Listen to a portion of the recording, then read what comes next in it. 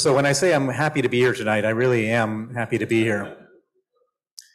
So the book that I ended up writing has all sorts of interesting anecdotes and stories about standing up to Putin, about our investigation into the money laundering connected to Sergei Magnitsky, and into the how we went about passing Magnitsky Acts, which now exist in 34 countries. But the punchline of the book, and this is spoiler alert, but I can still say this and you'll enjoy the book, is that what we concluded from this investigation that we did was that Vladimir Putin and his cronies over a 22-year period have stolen $1 trillion from the Russian state.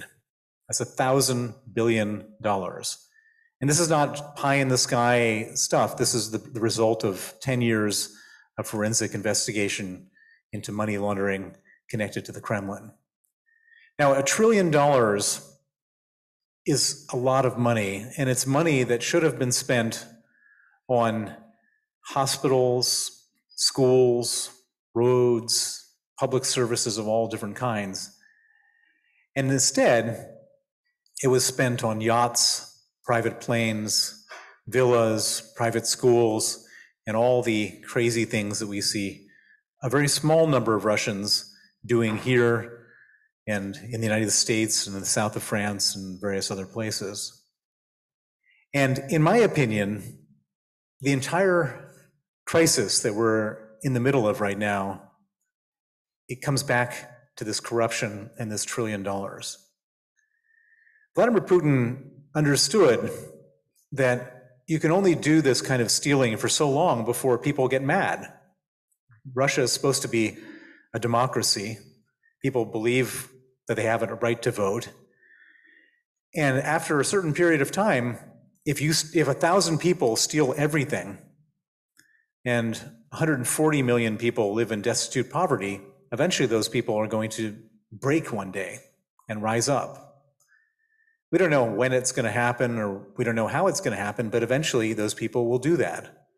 And it's not a crazy thing to say that that could happen. The exact same thing happened in Kazakhstan in January of this year. Nursultan Nazarbayev had been the dictator of Kazakhstan since the former Soviet Union dissolved. And in January of this year, and by the way, he stole more money per capita than Putin has stolen from the Russian people.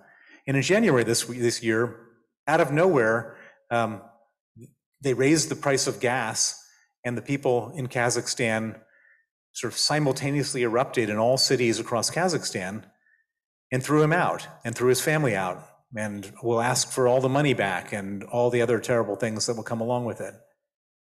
And the same thing happened in Egypt and Tunisia and many other places.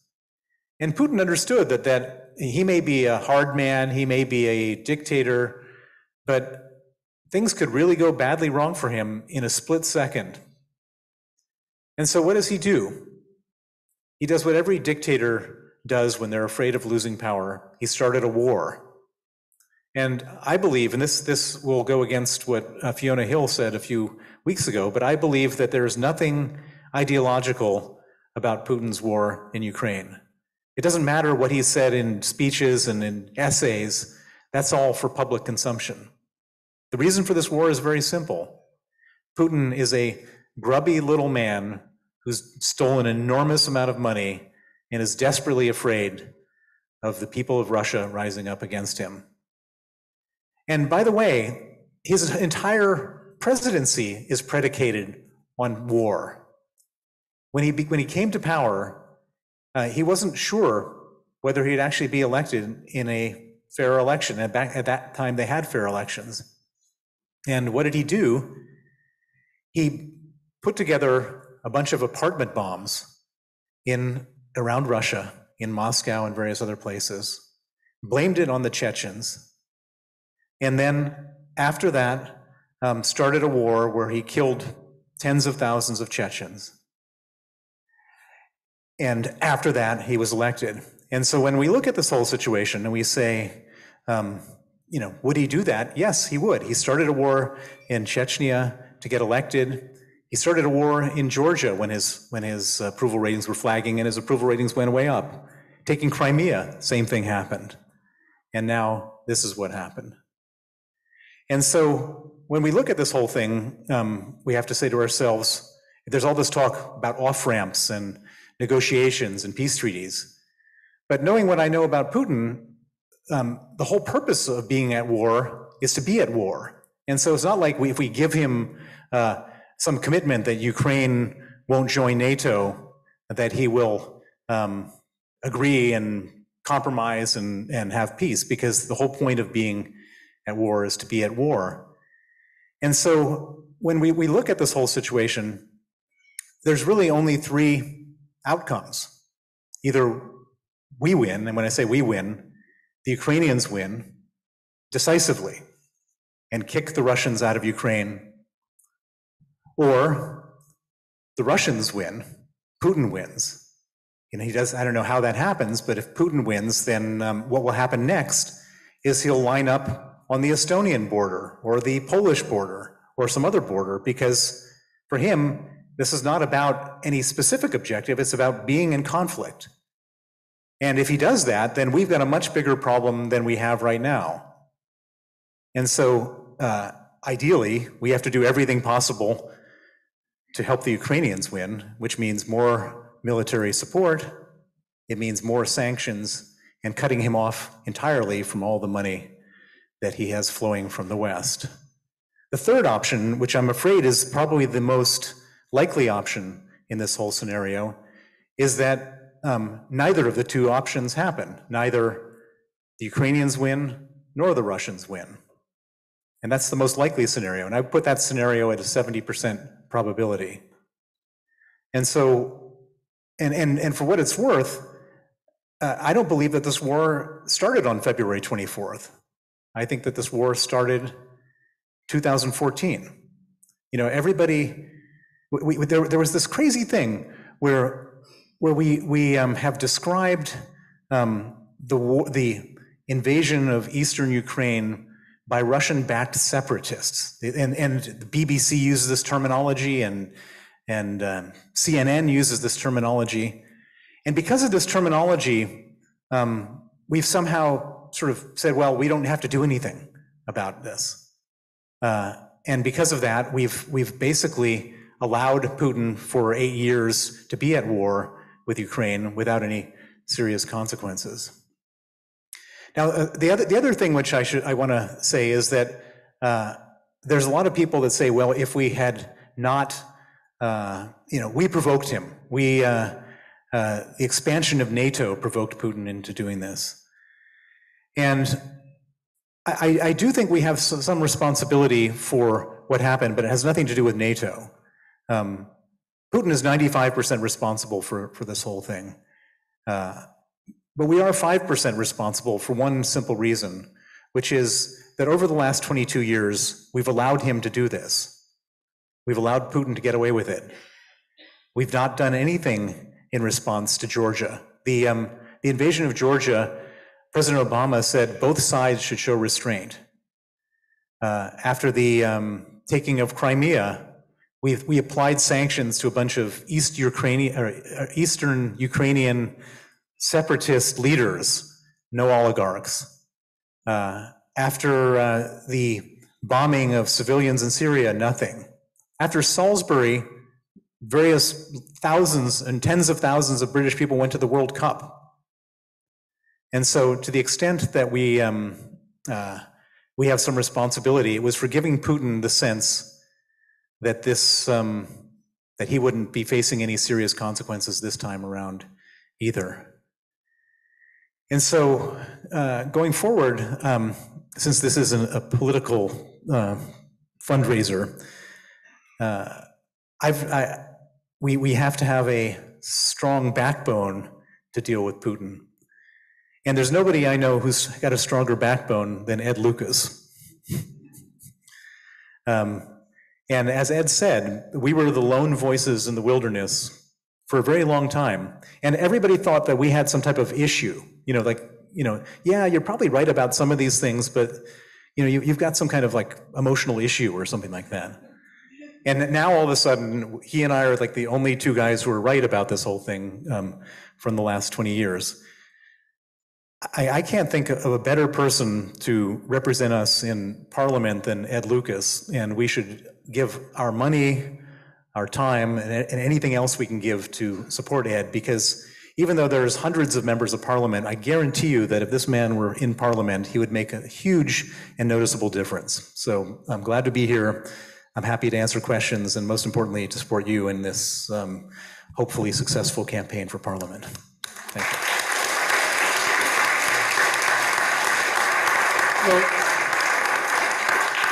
Well, Bill, thanks very much indeed for that touching, that really moving endorsement. And I want to just ask you a couple of questions to start off with, and then we've got a roving microphone which will go, and you'll be able to ask Bill questions yourself. But one of the things that strikes me about this is there's been remarkably little introspection in the West about our own weaknesses. We kind of suddenly realize that we're very dependent on Russian gas if we're Germany. We realize perhaps we didn't spend enough money on defense if we're Germany. We realize that we're a bit vulnerable to Russian propaganda if we're Germany.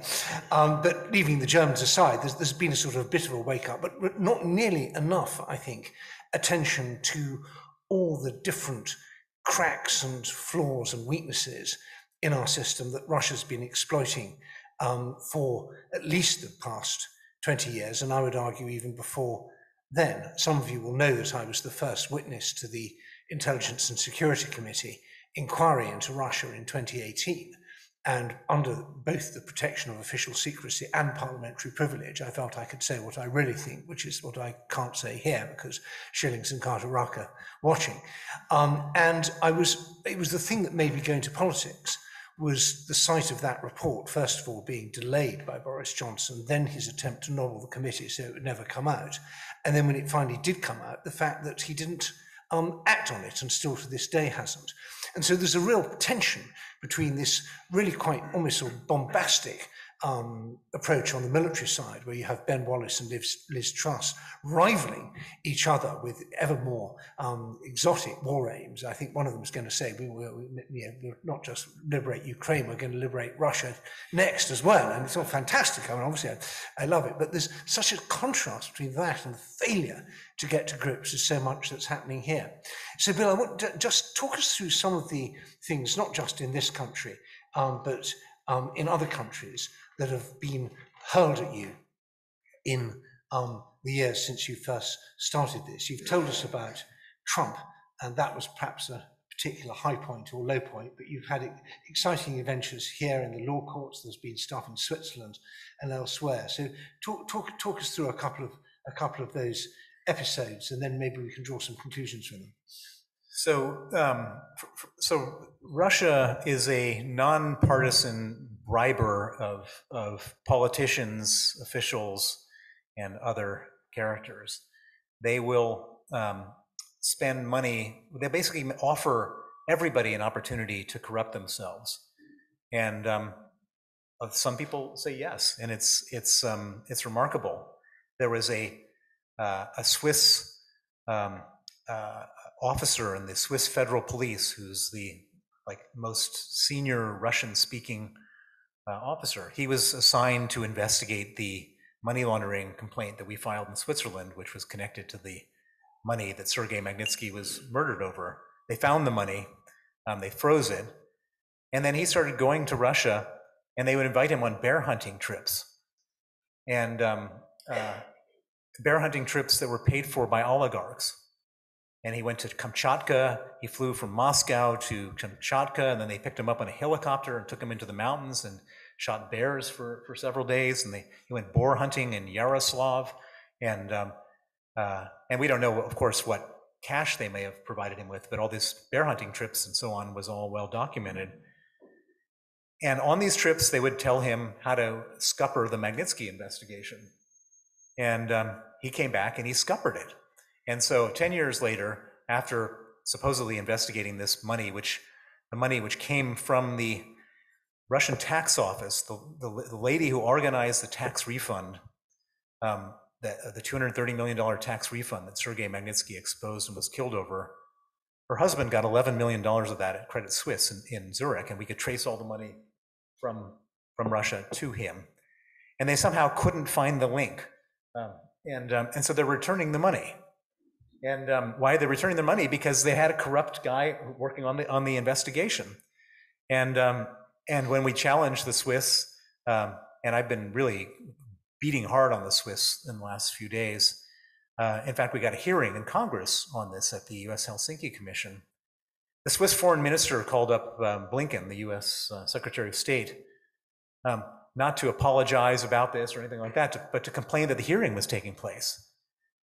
And so the rot is just incredible, and that's just one example. That's Switzerland. You know, we have here at the National Crime Agency.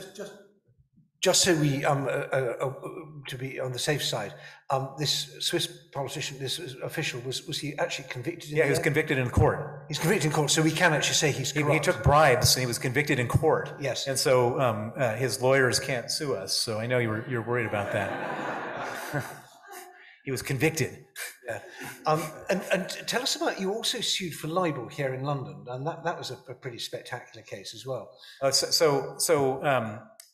The way that the whole Magnitsky, the crime that Sergei Magnitsky exposed worked was that my offices were raided by the Moscow police. They seized all of our documents, and then the documents were used to steal our companies and then steal $230 million of taxes.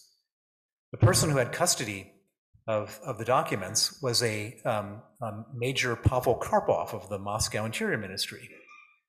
And it was just so ridiculous. He had custody of the documents. We could prove he had custody of the documents. We could prove the documents were used in a $230 million fraud. And by the way, I couldn't get many journalists to write about it because of this whole libel thing. So we decided that we'd make a little YouTube story about it. And so I made a 10-minute YouTube story about it, and he got really angry. And the YouTube thing went viral. Everybody loved it. It was, and in fact, if you're interested, it's still on YouTube. It's called Russian Untouchables, Major Pavel Karpov, and have a read. I mean, not a read, a listen. It's fun. Anyway, so all of a sudden, like a couple of days before the 1-year anniversary when the YouTube was launched, a big package comes from the law firm Olswang, which is now CMS, from a Geraldine Proudler, who is a partner in reputation management at CMS. And the document was a thick libel suit written by, I'm afraid to say this, Andrew Caldecott QC, the guy who defended you in your case, who charges, I think, £1,000 an hour, and she charges like £600 an hour. And so they had been hired by Major Pavel Karpov, who had been on a salary of something like $15,000 a year to sue me for libel. And this case went on for like a year and a half. We ran into like £1.5 million of legal fees, and we hadn't even gotten to court yet. This was just all the pre-trial action stuff. And we eventually got the case kicked out as an abusive process after £1.5 million of legal fees. And the loser pays when this thing happens. And he had some money on deposit, some money we ended up having to eat ourselves, and we were awarded £600,000 that Pavel Karpov had to pay us in legal fees. And the day when that judgment came through, he fired Olswang and then disappeared into the ether, and never to pay us the money. Now, of course, Olswang got their full fees, as did Andrew Caldecott QC, but we were left £600,000 out. And thankfully, there's like a tiny little piece of justice in the whole thing, which is that there's now an arrest warrant for Pavel Karpov if he ever enters the UK. So I take a little bit of pleasure from that. But the idea that a Russian policeman can come here to this country and sue a human rights activist and have to spend this kind of money. And I can afford it, but most other people can't. And I get emails and letters and stories about this all the time from journalists and all sorts of places who have tried to expose corruption. And they say that this whole libel thing has been reformed, and it's like nowhere near reformed. I mean, the fact that this is just the worst place in the world for that. And so hopefully when you go to Parliament, this will be one of your hallmark issues, and you can actually make something happen on this thing. And what is so frustrating about this is that I used to, when I was at The Economist, one of my jobs was sort of trying to train the other journalists in libel, and I used to produce a fake article every year or so, which about made-up people and made-up countries, and we'd have a competition to see how many libels you could find within the article, and the winner got a bottle of champagne.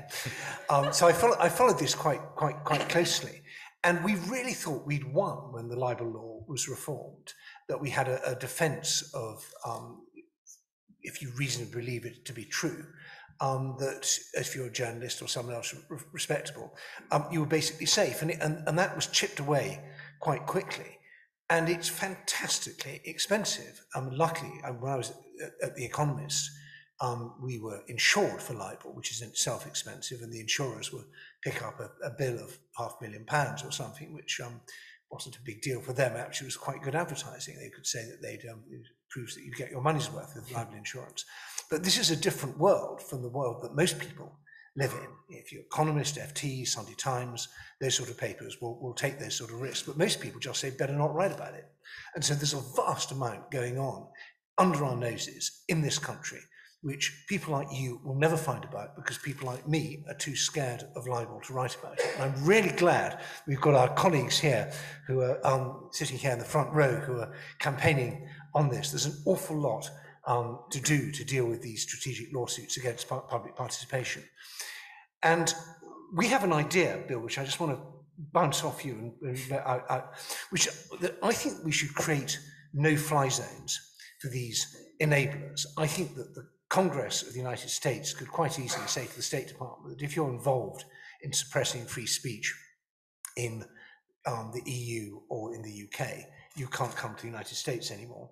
And we could say that about the Americans who do this and to the Europeans, and the Europeans could say that about the Brits and the Americans. And suddenly these people would find that their lives were rather more complicated. And you've been very kind, Bill, to endorse this idea, but I wonder if could you explain a bit more how it might work? Well, I mean, so I think we were discussing this. Ed had me over for dinner maybe a month ago or 6 weeks ago, and he came up with the idea, and I thought, yeah, of course, that makes such sense.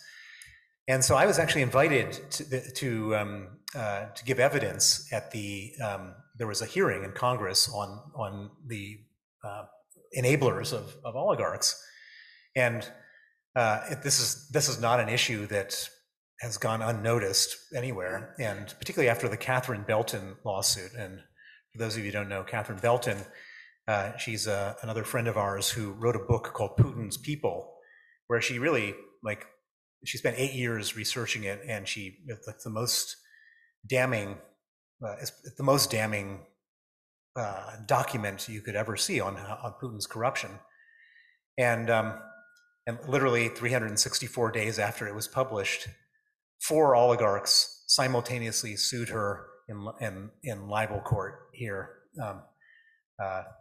And not just her publishers, but they sued her personally as well. Roman Abramovich, Mikhail Friedman and Peter Oven, Rosneft, and 1 or 2 others. And they said, oh, we have nothing to do with each other. This is all just, we all decided 364 days after the book was published to all just hire independent lawyers. And one QC, by the way, was working for all of them. But it was not coordinated. It was not ordered or anything like that. And it was like the most disgusting legal pylon I've ever seen, and I think everyone else had the same reaction. I mean, it was truly the David versus Goliath fight, and so awful. And that was the reason that they organized this hearing. And anyway, so I go to Washington, and I just had dinner with Ed, and I said, "Can you ban the visas of the people who do all this nasty stuff shutting down journalists and whistleblowers and human rights activists. And so the co-head of the Helsinki Commission wrote a letter to the Secretary of State saying, here's a list of lawyers who are up to this stuff, including Geraldine Browder, the one who did my thing. And I can imagine that she had a pretty bad day when she woke up and saw that her name in the Daily Mail being talked about having her visa canceled to the United States. And the great thing, and we want to go to the questions to the floor now, but the great thing about this, these people have done absolutely nothing wrong, and I stress that because they're probably watching. They're not accused of any wrongdoing. Well, no, they've done absolutely everything wrong by trying to shut up free speech. Everything wrong. But the thing about the visa, it's a smell test. There's no human right to a visa. You can't sue your way to a visa. And if the United States decides that you can't come, it's like Rick says in Casablanca, your cash is good at the bar. And what I love about this tactic is even before anything's actually happened, it's already moved the needle. It's already said there is the climate of total impunity is over.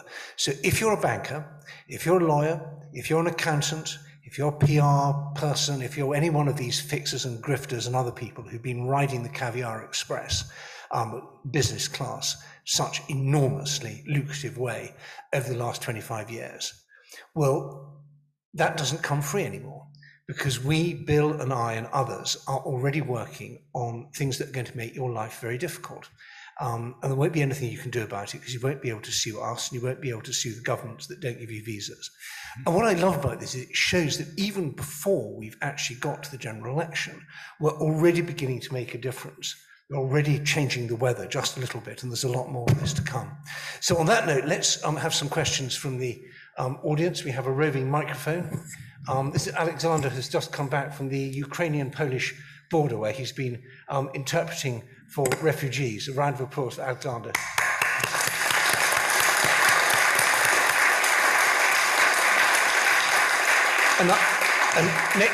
And I would just like to say it's fantastic seeing so many Ukrainians in the audience. You're what we're fighting for. Okay, questions, come. And if you could identify yourself, it's Ewan Grant.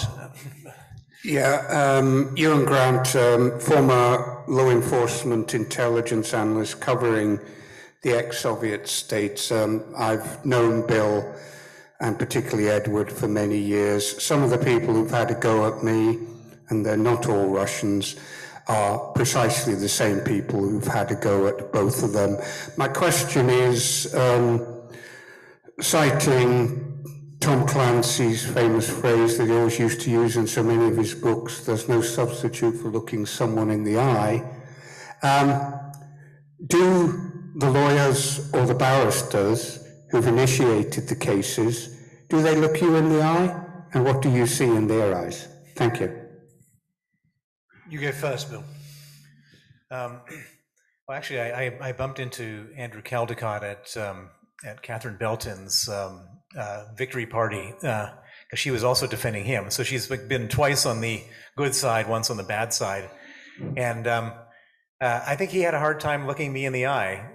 I think it was not a pleasant experience for him. And his excuse was it's the cab rank principle of you take whatever clients show up on the barrister side. But I think that that's just not true because there's many barristers that I approached that didn't want to work for me. And you can easily say you're too busy if you don't want to work for somebody. There's many ways of going. And on the solicitor side, I can say this. I approached Schillings to work for me when I was being harassed by the Kremlin, who were trying to put out all sorts of lies and misinformation about Sergei Magnitsky's death and about me. And of course, they wouldn't touch me with a barge pole because that would mess up their Russian business. And I've had many lawyers in all different aspects of life who wouldn't work for me because they didn't want to upset the gravy train. And so there's no truth to that at all. And I'm sure that Geraldine Browder, she's having a hard time looking anyone in the eye now. She had to resign from her position at Middlesex University. She resigned from her position I think she was on the board of UK Penn, I believe. And can you believe, I mean, you know what UK Penn is? It's a free speech organization. She was suing me for libel. She was on the board of The Guardian. So I think she's having a hard time looking a lot of people in the eye now. There's one other particular point here, that it's part of the legal system that you should know where your client, who your client is, and where their money comes from. And it's very odd to me that you could come as a Moscow policeman and take a very expensive. If I went to a law firm, which I've had to do on occasion, and say, I've got this legal issue, would you like to represent me? Almost before I've finished my sentence, they're saying, we'll need £15,000, please, just to be going on with. And this is, and it's no joke. So the idea that they would, that you can represent people where the money is people who are unable to go to the United States, for example, because they're what are euphemistically called robust business practices have come to the attention of the FBI. And this is literally a thing. I can't mention his name here, but there is a very well-known Russian who cannot go to the United States because Oleg Deripaska. So I can now no longer complete the sentence because I'm sure the person I was going to refer to may be watching right now. You see what kind of maze of mirrors we're in. Let's have some more questions. Who's got another?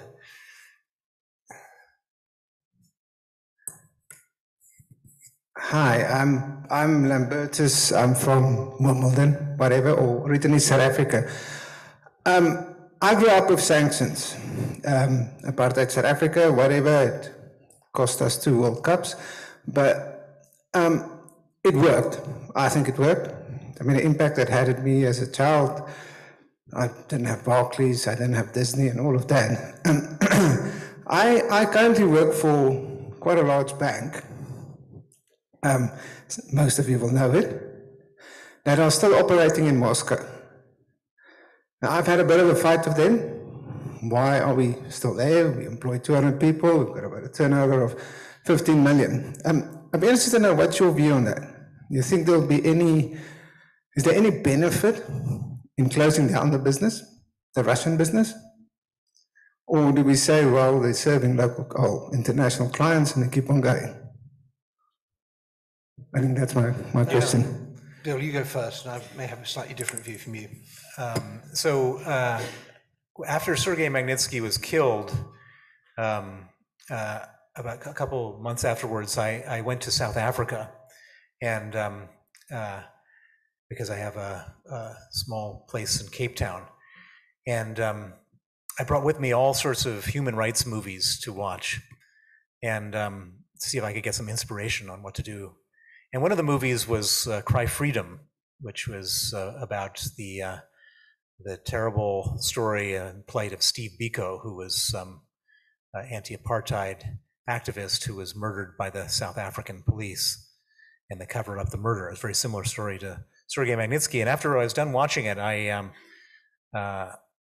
was really fascinated and kind of obsessed with all the characters involved. And the main character was a writer for the Daily Mail of South Africa who he had passed away from cancer. And so I kept on researching, and I found another person who was sort of equally important. It wasn't in the movie, but equally important in the whole story, which was a woman named Helen Zille, who was also a journalist at the time and had to go into hiding and do all sorts of stuff to expose the Steve Biko story. And I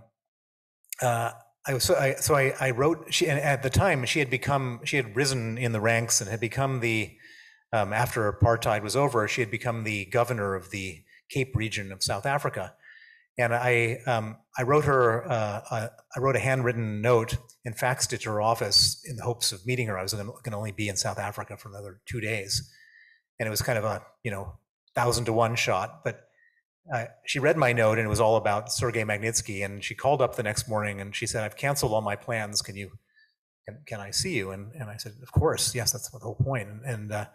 And so she came to my house and spent the whole morning with me, and we talked about everything about Sergei Magnitsky, and she told me that it was sanctions that ended apartheid, and the most important thing that could have happened was the West stopping disinvestment and sanctions, and that stayed with me, and that was the seed that ended up becoming the Magnitsky Act. And it's certainly, if I look at what's going on right now, it's the right thing to be doing for every company to be pulling out of Russia and any company that comes up with an excuse, it's just an excuse. There's reasons why you could be there for the employees, for this, for that, but ultimately, it's a sign of solidarity. You know, whatever hardship the Russians might endure from a company pulling out is nothing compared to the hardship that the Ukrainians are enduring with bombs dropping on and killing them on a daily basis. And I think it's anyone who continues to do business in Russia it's like the companies that did business in Nazi Germany, and there were companies that did that, and those companies should not do business in Russia. And most companies have pulled out, and it's been remarkable that at enormous cost they pulled out. And so those who don't pull out should pull out. Can I?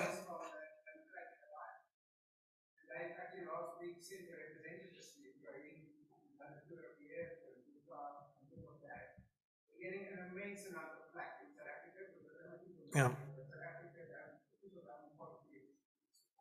Yeah, let me just say one word about that because it's really important. So South Africa is one of the neutral countries on this situation, and in fact, well, maybe not even neutral. I think that they're supporting Russia, and I find that to be unbelievably offensive that the West has stood up for the oppressed people of South Africa. The government, the current government, the ANC government, the West stood up for them with these sanctions, which weren't easy to put in place.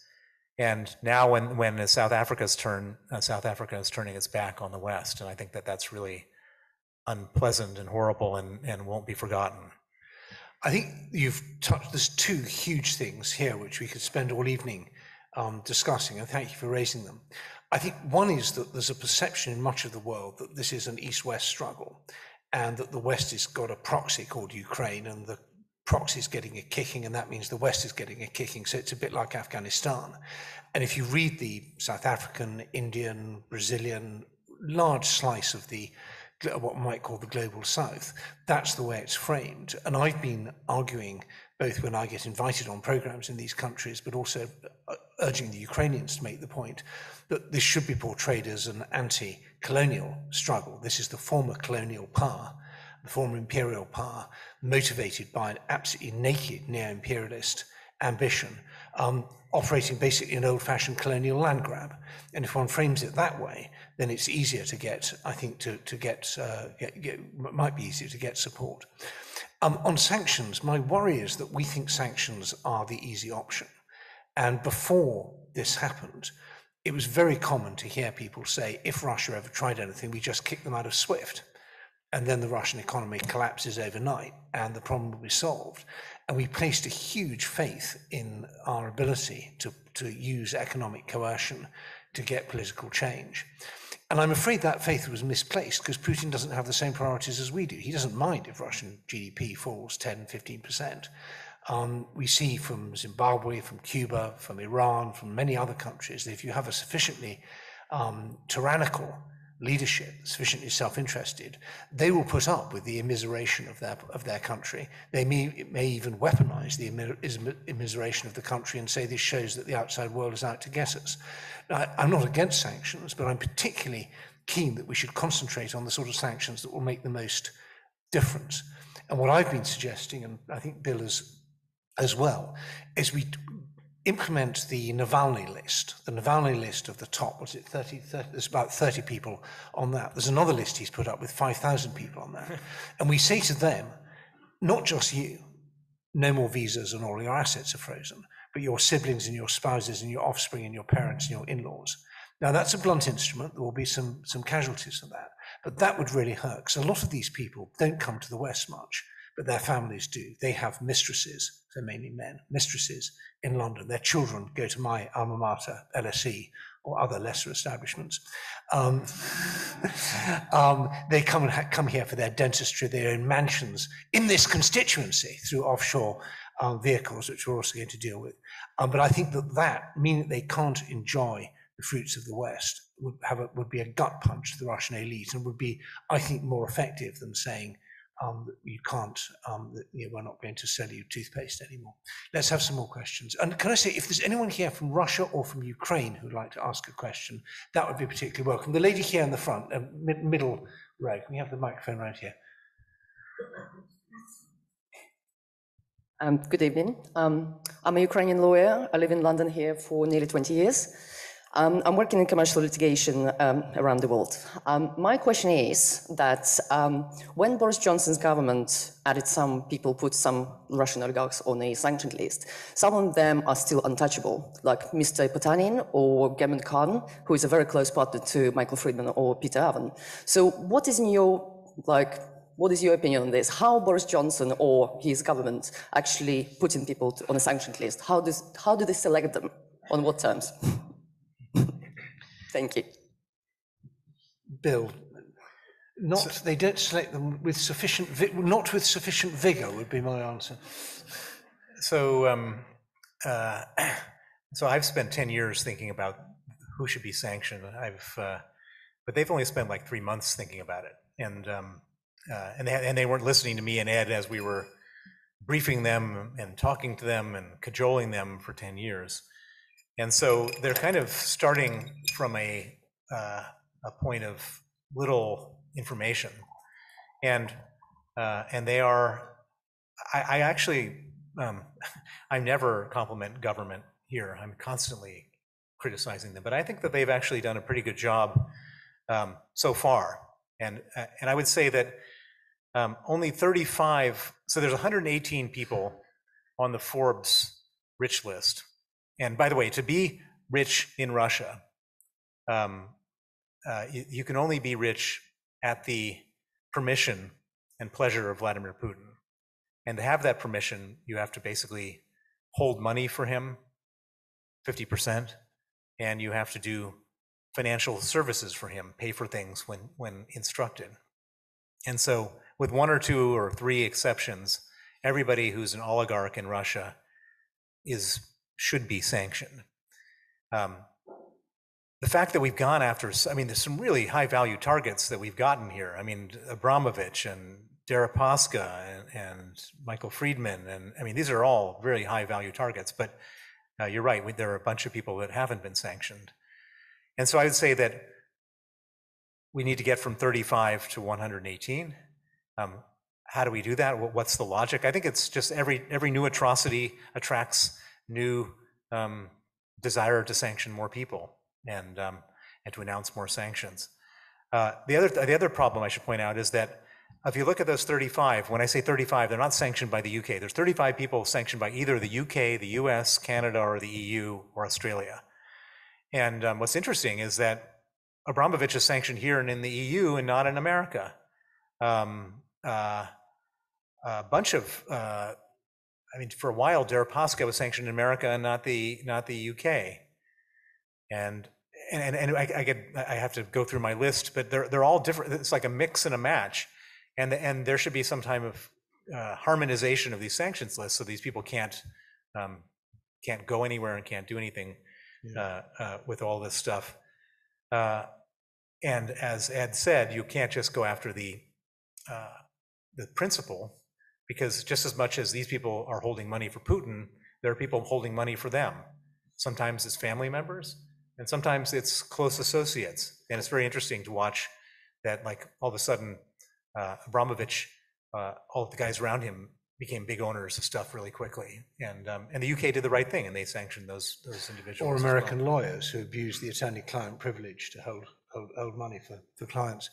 I think there's another point here, which is that we are fantastically bad at doing financial intelligence on these sort of issues. We have gimmicky names like the new anti-kleptocracy unit, but the people there who are admirably conscientious, it's not Swiss-style corruption. Gosh, I love saying Swiss-style corruption. They're underpaid, they're under-resourced, they're terrified of incurring legal bills. The other side lawyer up immediately if anything happens, and so you get people really, I think the SF, the Serious Fraud Office, realized that one case they're going to take on would be a third of their entire litigation budget if they went down that road, so that they're quite risk-averse. And we haven't managed to integrate our intelligence system with financial enforcement. The odd thing about this, and I've talked to the American government about this, and they absolutely get this, they just haven't fully implemented it, is that when it comes to terrorist finance, we're really good. So if somewhere in the Balkans, take some random place. There's some terrorist finance going on. Some local jihadists are doing some hawala transfers. You instantly get the attention of the American intelligence community and of the criminal justice system and of everybody else. And they will jump on those people and they will make sure it doesn't happen anymore. If you say this is weaponized corruption going on, whether it's the Chinese Communist Party or the Kremlin, it all sounds very complicated and it's really hard to get attention. So we need to say that this weaponized corruption being used to buy influence in our country needs to be treated like terrorist finance.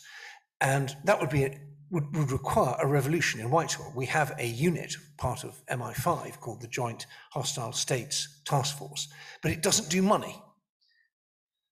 And they also don't do disinformation. And given the two main vectors of Russian influence in this country are money and disinformation, I think they're possibly missing a trick. So we need to have a really serious rethink and a lot of serious money, and also change the rules of the game a bit so that the other side can't do to government enforcement what they already do to journalists, which is outspend them and intimidate them. More questions, please. The gentleman there, stand up, please. No, sorry, the chap behind you, I'm afraid, sorry. Who's got the microphone? Sorry, Bill, in the context of the tragic death of your ex-colleague, a name I haven't heard very recently has been Stephen Curtis, who I had a sort of tangential contact with back in the 1990s. And that seemed to me to be an earlier extrajudicial killing of a UK lawyer who was quite well known in the UK. I know there's been a subsequent investigation by the UK authorities, but I haven't followed things too well. I just wonder if you could comment on Stephen Curtis's death. For those who don't know, Stephen Curtis was about to give details to MI5 of the very dodgy Russians he'd been working for. Mysteriously, his helicopter blew up. Well, sort of feeding into what you were saying, Ed, about financial intelligence, there's been, Stephen Curtis was one of many people who were killed or died under mysterious circumstances here in the UK, in which the UK law enforcement authorities have been subpar at investigating. And I don't know much about the Stephen Curtis case, but of course I agree with you that the circumstantial evidence is pretty extraordinary, that here's a guy who is managing the money and organizing the money laundering and of a bunch of Russian oligarchs, and was about to give information to the government, and his helicopter, I don't know if it blew up or just crashed on a perfect weather day with an experienced pilot. Obviously is very suspicious. I have my own interaction with UK law enforcement over another suspicious death. A man named Alexander Parapolichny came to us. He was an insider in the criminal group that stole the $230 million that Sergei was killed over. He had fallen out with his criminal co-conspirators. He was the guy in charge of the money laundering. They wanted to put him in jail in Moscow. He fled to the UK. He came to us with bank statements showing the money that went to Switzerland, which led to that whole story that I just shared with you earlier. He became a witness in the Swiss case, and he gave evidence to the Swiss prosecutor before the bad guy came on board. There was a good prosecutor for a year. And then the Swiss invited the husband of the tax official, to come and give his version of events. So he shows up, gives a different version, and then the Swiss, under their procedure, have something called a confrontation, where they have one witness confront another witness in a court setting. It's kind of interesting. And the confrontation was scheduled for December of 2012, and Alexander Parapolichny, who was living in St. George's Hill in Surrey, dropped dead while jogging outside his home in November of 2012, November 10th. I learned about it on the 16th of November, and I immediately called the police, and I said, it's the chief constable of the Surrey police, and I said, this man was a cooperating witness in a case against Russian organized crime. You should immediately open a murder investigation. And they ignored me and ignored me and ignored me for about 5 days. until I finally gave up and I went to the Independent and I told them the story and they put it on the front page, the Russian whistleblower killed in Surrey. And after the Independent, then there was the Daily Mail and the Times and the Telegraph, the Guardian, etc. And then about a week after that, the Surrey police opened an investigation. At this point, they had lost all, there was no crime scene, there was no, they had flushed all of his bodily fluids down the toilet. There was no, they lost all of his financial records. And they came to the conclusion there was nothing suspicious about his death.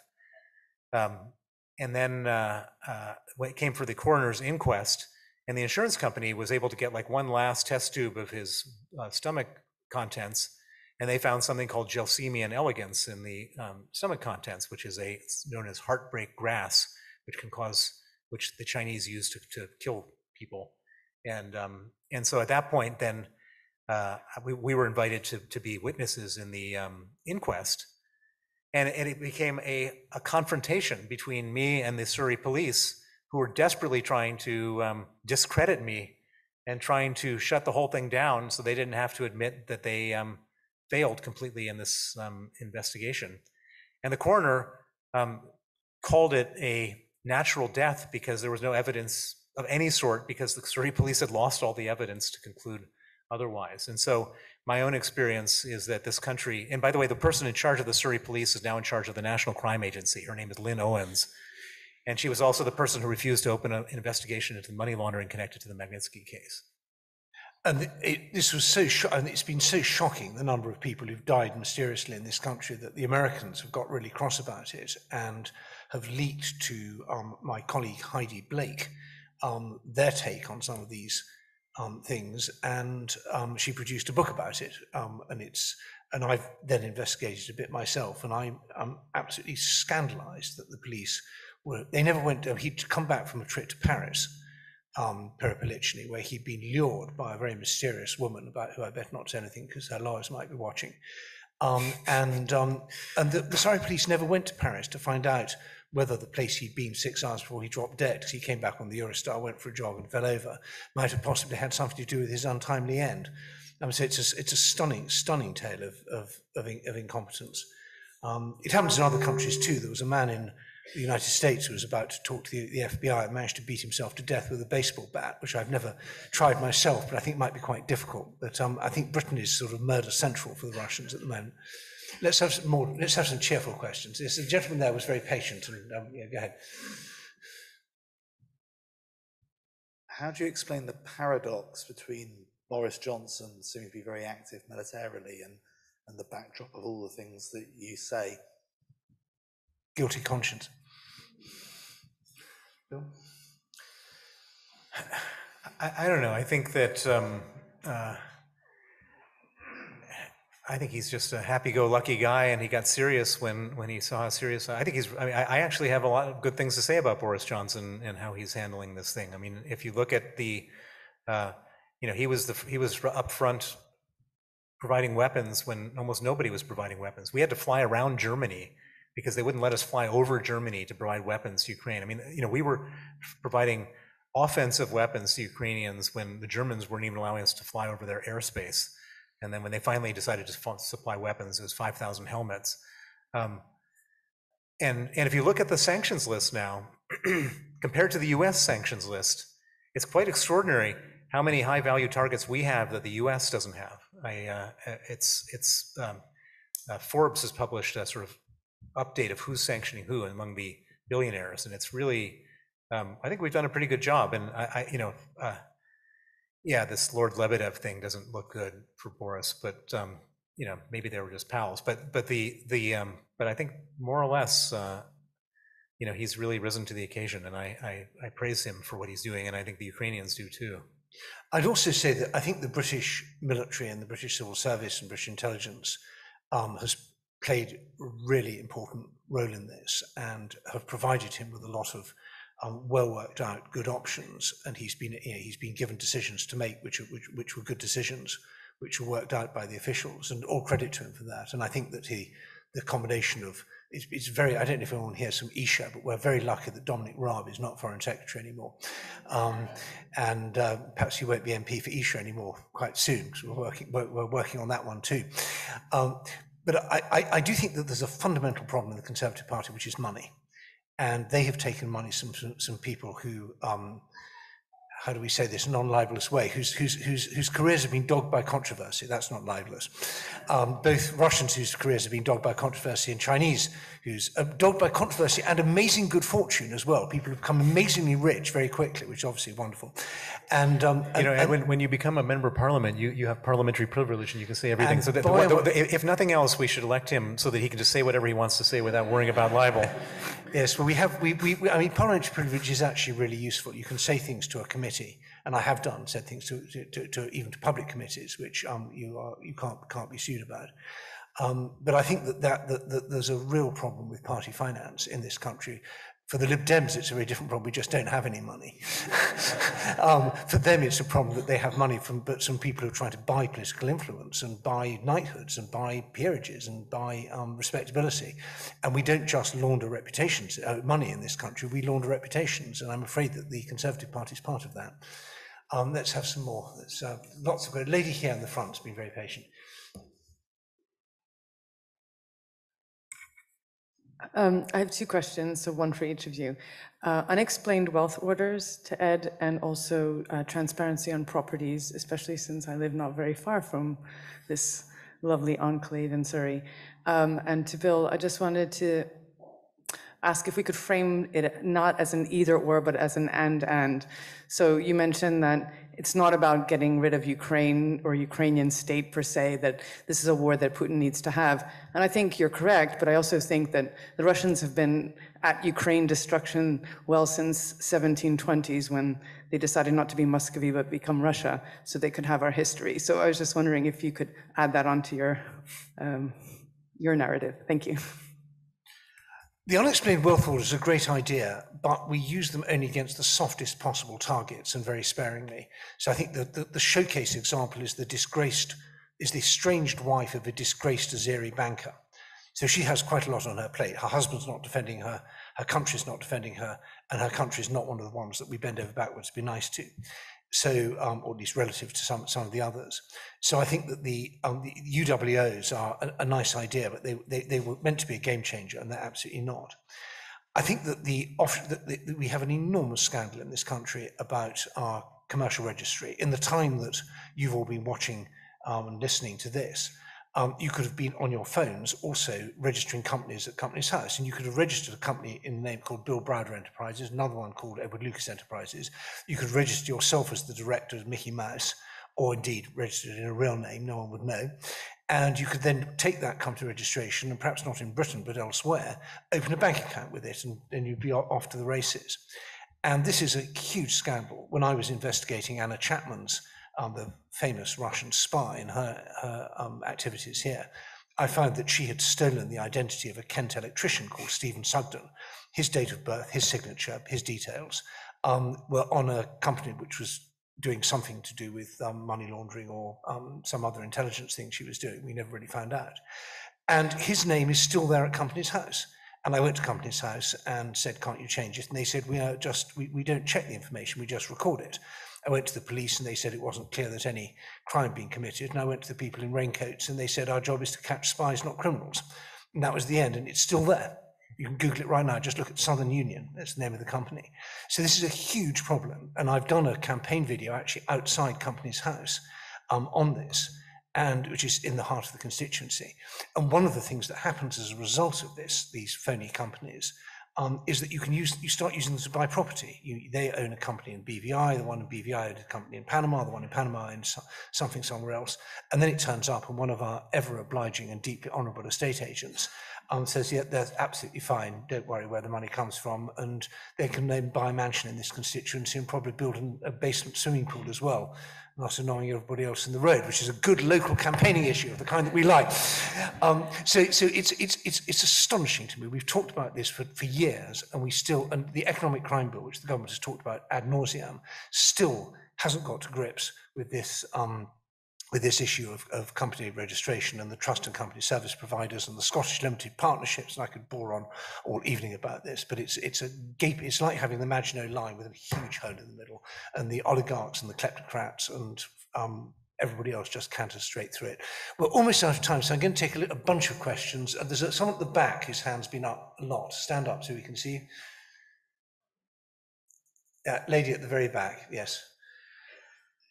And we'll take another couple and then we'll come back and wind up. You mentioned, and Fiona Hill did as well, that one of the reasons why Putin was emboldened to act as he did in February is that we, both the UK and the US and others, didn't respond appropriately to all their other incursions over the last 20 years, including Salisbury, et cetera. So what could we have done in the past that we didn't do, and are we getting it right now?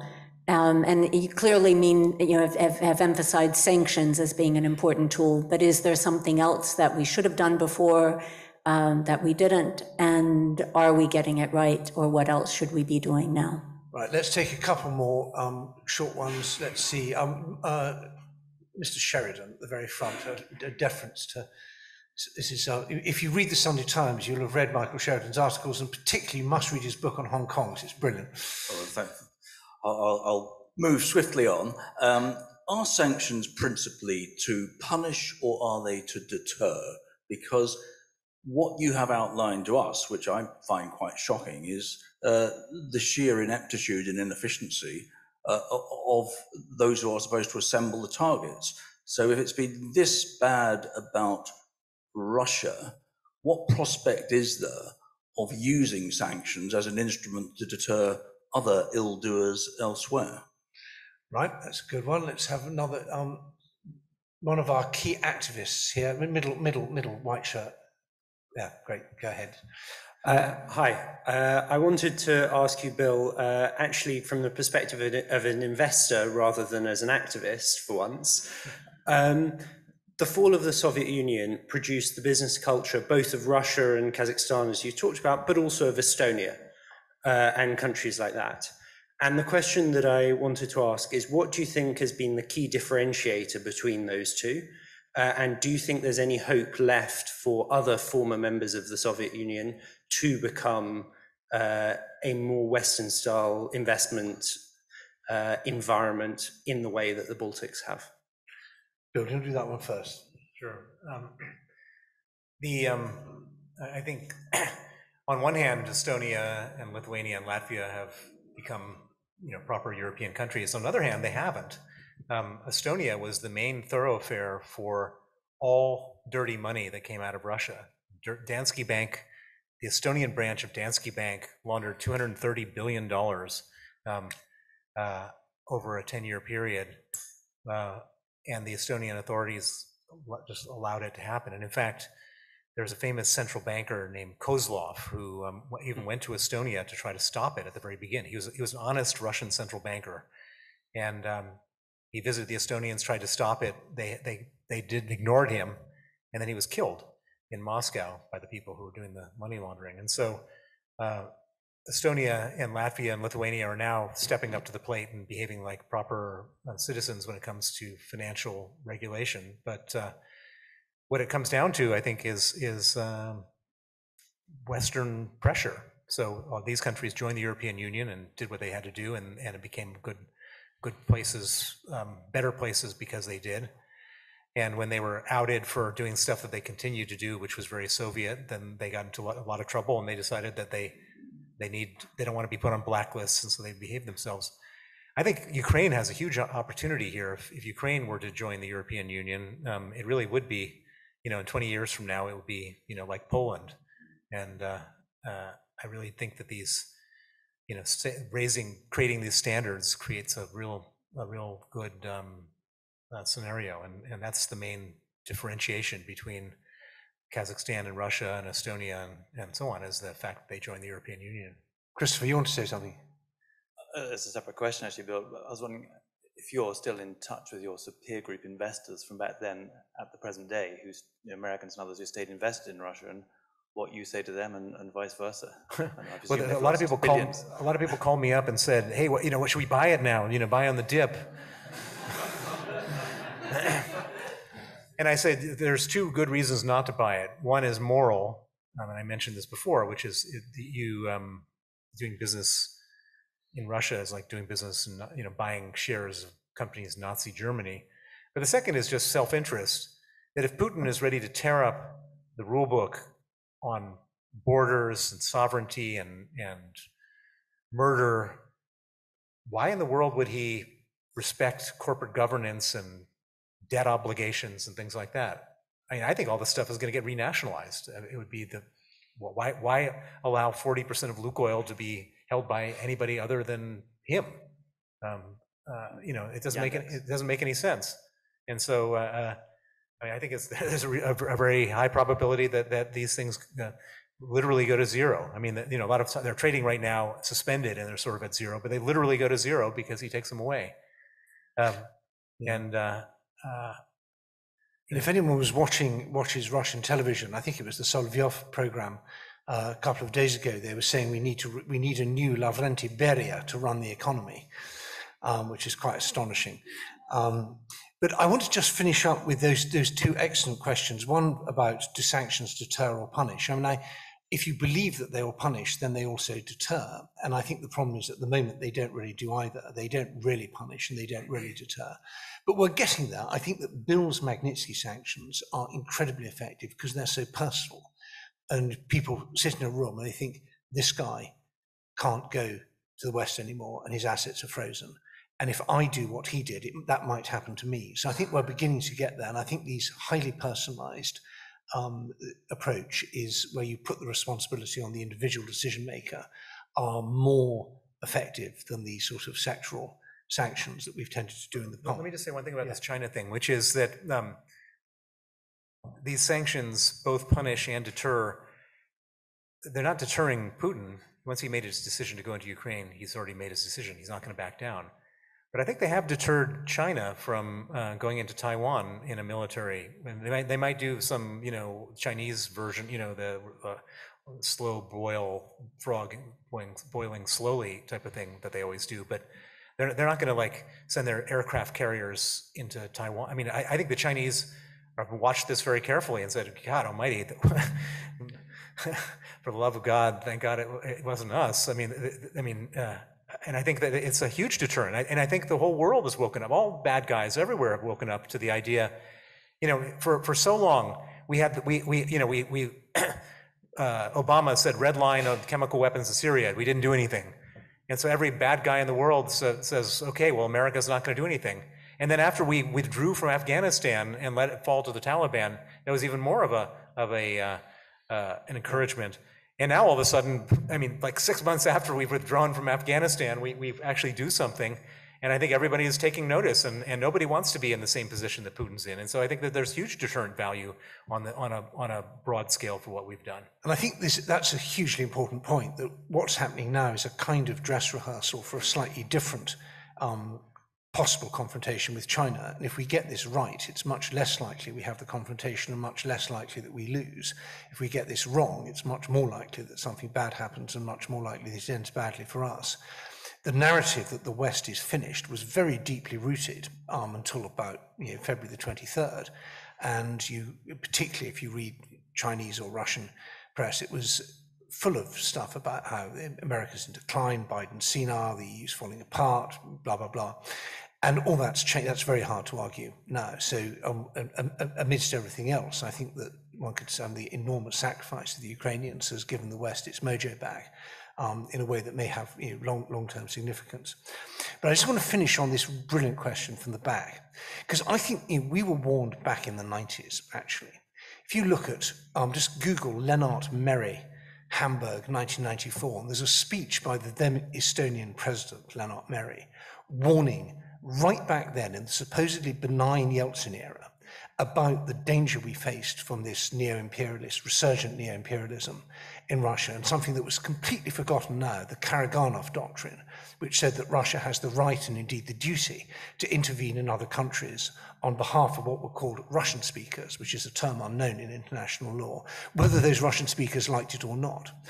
And it really repays reading, because we were warned, and I was in the room when Estonians and Latvians and Lithuanians and others would say to Western officials, watch out, we are already having problems here in the Baltic states with dirty money, with propaganda, with subversion, with the use of energy as a weapon. We're small, Russia can do it, Russia's weak at the moment, but Russia's on the way back and it'll be happening to you too sooner or later, so please deal with it now.